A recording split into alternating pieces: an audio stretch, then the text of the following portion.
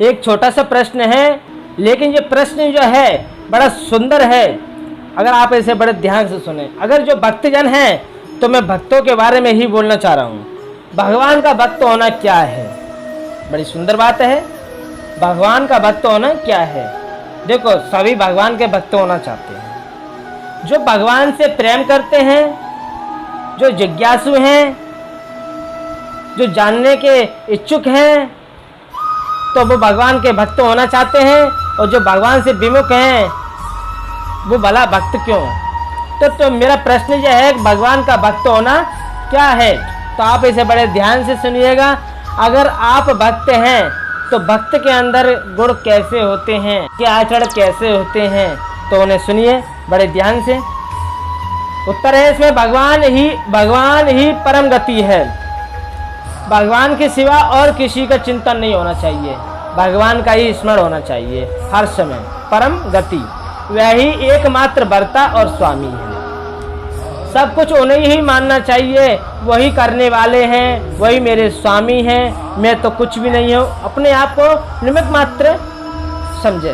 वही परम आश्रय और परम आत्म संरक्षक हैं, ऐसा मानकर उन्हीं पर निर्भर हो जाना, उनके प्रत्येक विधान में सदा ही संतुष्ट रहना, उन्हीं की आज्ञा का अनुसरण करना, भगवान के नाम और रूप, गुण, प्रभाव, लीला आदि के श्रवण, कीर्तन, स्मरण आदि में अपने मन, बुद्धि और इंद्रियों को निमग्न रखना, उन्हीं की प्रीति के लिए प्रत्येक कार्य करना, इसी का नाम भगवान का भक्त बनना है।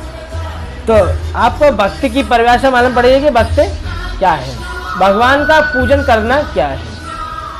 अब मैं पूजन के बारे में आपको बताने वाला हूँ। दूसरा प्रश्न है, तो भगवान के मंदिर में जाकर उनके मंगल में विग्रह का यथाविधि पूजन करना, सुविधा अनुसार अपने अपने घरों में इष्ट रूप जो भगवान की मूर्ति स्थापित करके उसका विधि पूर्वक श्रद्धा प्रेम के साथ पूजन करना, अपने हृदय में या अंतरिक्ष में अपने सामने भगवान की मानसिक मूर्ति स्थापित करके उसकी मानस पूजा करना, उनके वचनों का, उनकी लीलाभूति और चित्रपट आदि का आदर सत्कार करना, उनकी सेवा कार्यों में अपने को संलग्न रखना, निष्काम भाव से, भाव निष्काम होना चाहिए। यज्ञ आदि के अनुष्ठान के द्वारा भगवान का पूजन करना, माता पिता, ब्राह्मण, साधु, महात्मा, गुरुजनों का, अन्य समस्त प्राणियों को भगवान का ही स्वरूप समझकर अंतर्यामी रूप से भगवान सब में व्याप्त है ऐसा जानकर सबका यथा योग्य पूजन आदर सत्कार करना,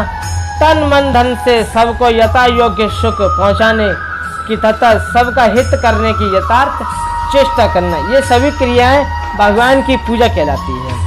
कैसा लगा आपको ये? अब जो शब्द में और भी ये प्रश्न है मैं आपको बताने वाला हूँ। वो प्रश्न क्या है? वो प्रश्न है आत्मनम पद किसका वाचक है? आत्मन, तो इसका उत्तर है मन, बुद्धि और इंद्रियों के सहित शरीर का वाचक यहाँ आत्म पद है। इन सबको उपयुक्त प्रकार से भगवान में लगा देना ही आत्मा में उसमें युक्त करना है। यानी कि यहाँ पर ये बात सिद्ध होती है कि मन, बुद्धि और इंद्रियां ये सब आत्मा है। शरीर, ये हमारा ये शरीर है, मन है, बुद्धि है, इंद्रियां हैं, ये सब क्या है? शरीर, ये आत्मा है। ये हमारी आत्मा, ये मन, जैसे ये मन है तो हमने मन को अलग समय रखा है, इंद्रियों को अलग समय रखा है, शरीर को अलग समय रखा है, लेकिन ये अलग कब है? जब हमारा परमात्मा में ये मन नहीं है, हम भगवान की पूजा नहीं करते हैं, भगवान के भक्त नहीं हैं, तब ये अलग है।